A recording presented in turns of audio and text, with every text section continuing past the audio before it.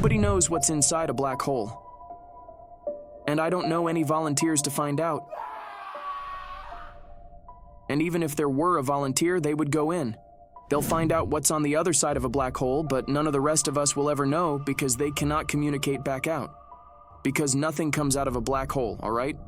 They can't even send an SOS with radio signals because radio waves travel at the speed of light, and the speed of light is insufficient to escape the black hole. But the theories of the universe, general theory of relativity, that gives us the black hole in the first place. If you take those equations into the black hole, it tells us that an entire other spacetime opens up in front of you.